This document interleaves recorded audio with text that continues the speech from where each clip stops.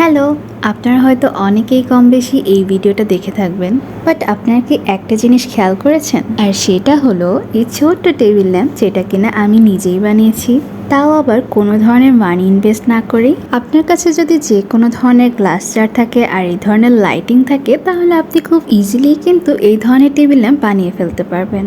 তবে maximum table ল্যাম্পেই কিন্তু এই লাইটিংগুলো গ্লাস জারের ভিতরে থাকে, বাট আমি একটু ইউনিকভাবে এটাকে বাইরে দিয়ে সেট করেছি। আর একটা খুবই ইন্টারেস্টিং বিষয় হলো, এই গ্লাস জারের ভিতরে যে শুকনো ফুলগুলো দেখছেন, সেগুলো কিন্তু ছিল আমাদের বিয়ের ফুল, আমাদের বিয়ের মালার ফুল। সব মেয়ের কাছে বিয়ে কিন্তু খুবই একটা স্পেশাল দিন, আর এই স্পেশাল দিনের সব কিছু কিন্তু তার কাছে খুবই স্পেশাল। আর তাই আমি আমার বিয়ের মালাটা ফেলে না দিয়ে আমার শাশুড়ি মাকে বলেছিলাম এটা যেন রেখে দেওয়া হয়। আর ঠিক 1 মাস পরে এটা যখন একদমই শুকিয়ে গিয়েছে, তখন আমার মাথায় ভূত চাপলো এটা দিয়ে একটা টেবিল ল্যাম্প বানানো যাক। যেই ভাবনা সেই কাজ, শুরু করলাম আমার সেই টেবিল ল্যাম্প বানানোর প্রস্তুতি। আর যার জন্য আমাদের শুরুতেই লাগবে নেসকাপের এই গ্লাস জার আর এই লাইটগুলো, যেগুলো আপনারা মাত্র 200 থেকে 250 টাকার মধ্যেই ইজিলি পেয়ে যাবেন। আর এই হচ্ছে আমাদের সেই বিয়ের মালা, যেটা 1 মাসে অনেক ধুলোবালি জমে গিয়েছে।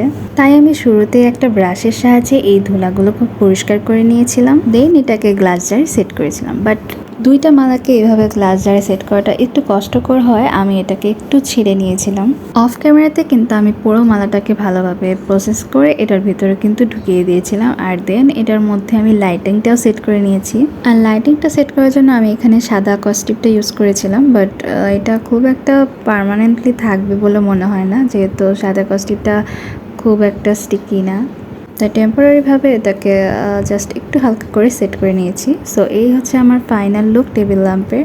কেমন লেগেছে সেটা অবশ্যই কমেন্ট করে জানাবেন। আর বিয়ের মালাকে এইভাবে ইউনিক ওয়েতে ডেকোরেশন করার আইডিয়াটা কেমন লেগেছে সেটাও কিন্তু কমেন্ট করে জানাবেন। So today was so far, and stay tuned for my next video. আল্লাহ হাফেজ।